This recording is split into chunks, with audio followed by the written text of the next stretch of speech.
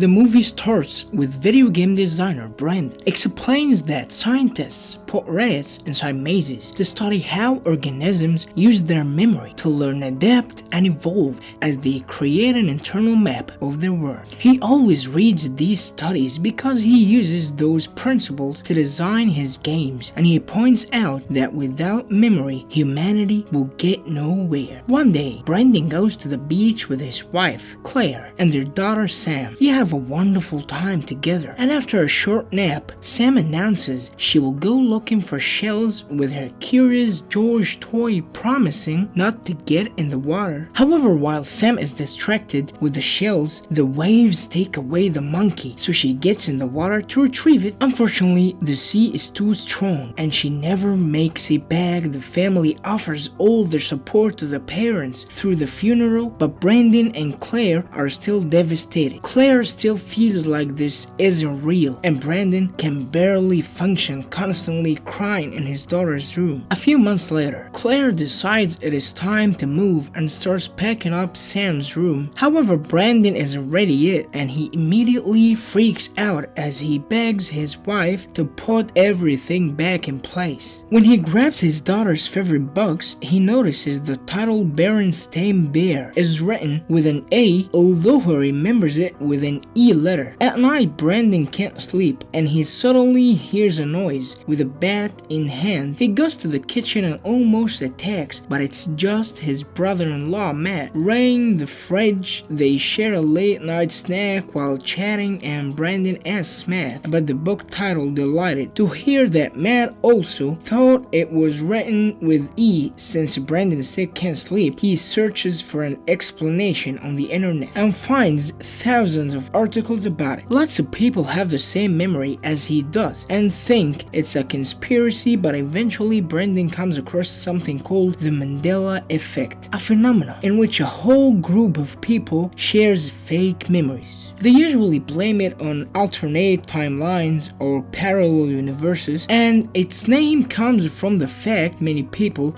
had thought Mandela died in prison. The next morning, while Claire is getting ready to finally return to work, Brandon notices a family picture on their refrigerator. The photo shows the Griffith Observatory, and when Brandon asks, Claire confirms she remembers the picture being taken there. However, Brandon remembers taking that exact same picture at the Pacific Science Center, and instead Claire thinks he is just confused and gets back to work. Afterward, Brandon shows Matt what he's found about the Mandela effect, including a whole explanation and lots of examples like the death of Mandela himself, Darth Vader's quote, and the spelling of Looney Tunes. Brandon is convinced they are jumping between parallel realities or part of a simulation, but Matt doesn't take him seriously. During the following days, Brandon goes deeper into the phenomena and watches lots of documentaries about subjects like string theory and even the possibility of a real matrix. Brandon takes lots of notes and becomes obsessed with the subject, which is probably a way to keep his mind busy and ignore his grief.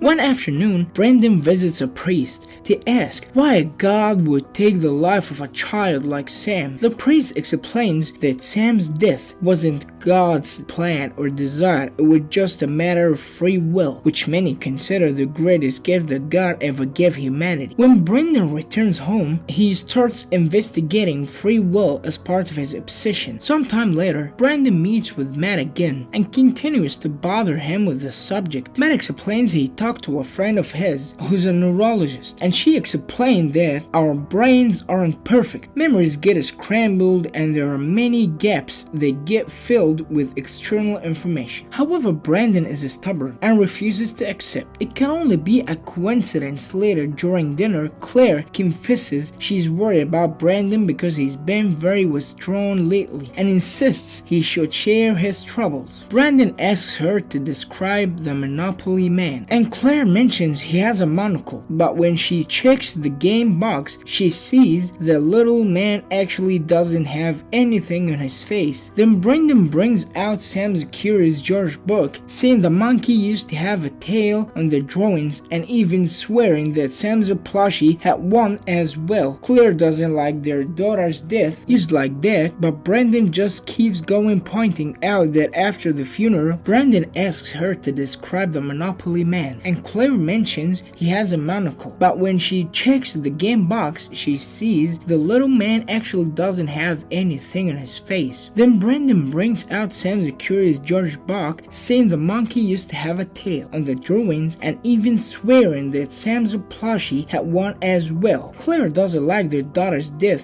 used like that, but Brendan just keeps going, pointing out that after the funeral, Claire even said it didn't feel real. When he starts talking about reality shifting, Claire snaps and scolds Brendan for refusing to move on, pouring his grief into this dumb obsession, and instead, sometime later, Brendan and Claire go out on a double with Matt and his new boyfriend. Brendan is lost in thought and barely paying any attention to the conversation, so he tries to escape to the bar, but Matt reminds him he and Claire need to support each other. Brendan admits that's true and returns to the table. However, as soon as he gets home, Brendan jumps on the computer again to research the simulation theory, which says we live in a computer-programmed reality. Brendan's notes grow and he starts keeping up a board, desperate to find proof of a parallel universe where Sam is still alive. He watches videos of famous people talking about the subject like Elon Musk and Neil deGrasse Tyson, and eventually he comes across the name Roland Fuchs, who is supposed to be working on a way to prove the simulation. However, the video he finds on websites isn't working anymore, so he has to turn the piracy sites to keep a backup of the file he downloads is corrupted, but by using special software, he manages to fix it. The video shows Dr. Fuchs giving a lecture about the simulation theory, but unfortunately it gets corrupted again, and Brendan's left with nothing, refusing to give up. Brendan searches where Fuchs is working nowadays and records a video message for him. Days pass and Brendan never hears back from Fuchs, so he travels to the university to contact the doctor in person. However, Fuchs is too busy and he doesn't have time to hear a random fan's rambling. Later that night, Brendan tries to be a better husband and starts getting frisky with Claire, but he pauses in the middle of it because he thinks he can hear Sam calling for him. Frustrated, Claire tells him he should see a grief counselor. The next day, instead of seeing a counselor as he promised, Brendan shows up at Fuchs' house and convinces him to give him a few minutes of his time. Fuchs explains that the Mandela effect is just a case of fake memories. However, he also thinks the breadcrumbs left by the simulation we live in glitching after a system update. Brendan points out that if reality is just a computer code, then he should be able to hack it, but Fuchs thinks that's ridiculous and takes him to the university. On their way there, they discuss the possibility of the world existing only because a conscious being is observing it. Brendan compares it to video games and how they only load an area when a player enters it. The rest of the time those areas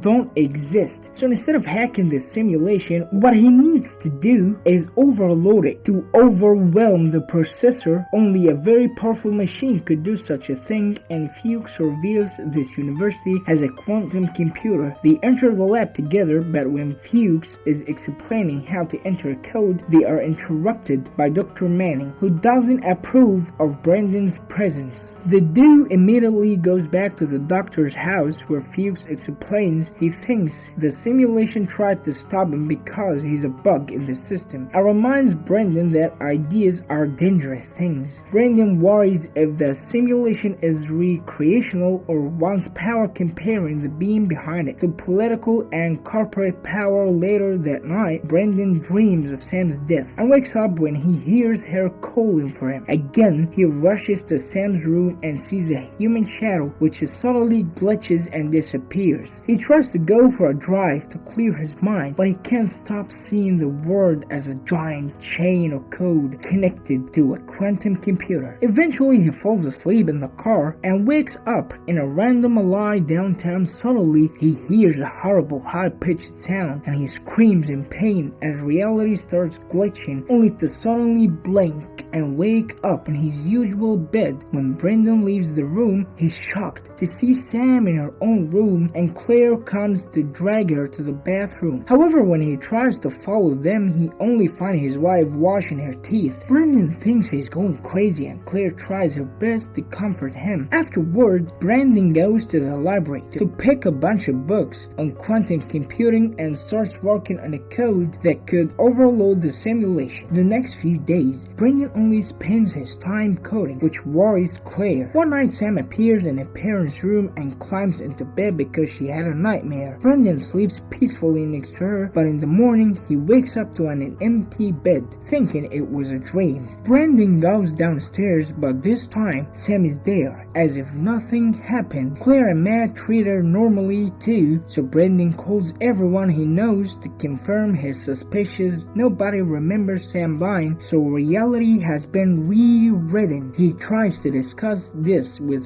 Fuchs, but he won't answer his call. Brendan thinks the simulation gave him his daughter back so he would stop the creation of the code, but he doesn't care. He's happy to have Sam back. The family spends lots of time together and is very happy until one night when Claire wakes up from a terrible nightmare in an awful state. She swears she's just fine, but the next day Brendan finds the breakfast burning and Claire's pacing out, determined to cheer up. Brendan takes the family to paint some pottery together. Suddenly he sees cracks appearing on his pot and Claire gets aggressive, smashing objects on the floor just because they aren't using the color she wants. Brendan decides to return home and tries to make Claire rest, but she keeps staring at Sam and freaking out, saying the girl shouldn't be there. Worried that the reality shift is making his wife sick, Brendan asks Matt to babysit Sam and runs to Fuchs' house, only to be received by the doctor's wife. Turns out he self-deleted 2 months ago because he wasn't taken seriously by the science community. As Brendan thinks he saw Fuchs just 2 days ago, a crack appears on the glass, which he also sees as a sign from the simulation. Determined to make things right, Brendan rushes to his house and starts working on the code again. He also records a video for his family just in case the simulation kills him like he thinks it killed Fuchs. While Brendan works, Matt takes care of Claire, who has become catatonic. When the code is finally ready, Brendan goes to the university and tries to access the quantum computer, only to be blocked by Manning, who tries to call security. Brendan jumps on him to stop him, but he accidentally pushes too hard and Manning hits his head. When he lands on the floor, instantly dying. Brendan feels very guilty, but he still takes Manning's card key and keeps going. Once he reaches the computer, Brendan implants his code with a USB stick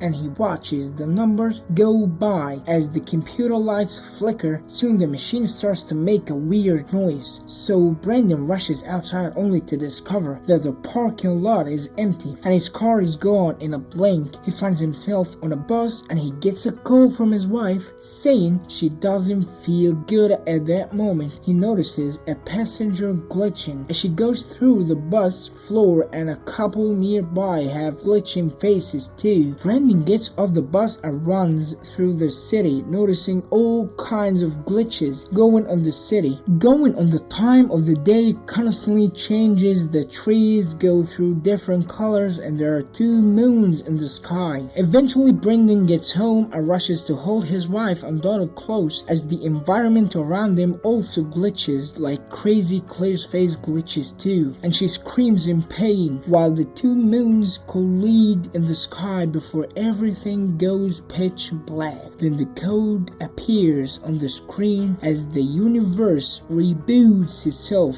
from the very beginning of existence, going through dinosaurs, lost to civilizations, wars, and the usual important moments of human history. When the reboot finally stops, Brendan is glad to be on the beach with his family again. This time when Sam mentions she will go looking for shells, Brendan makes her leave the Curious George behind, saving her life. Thanks for watching and goodbye.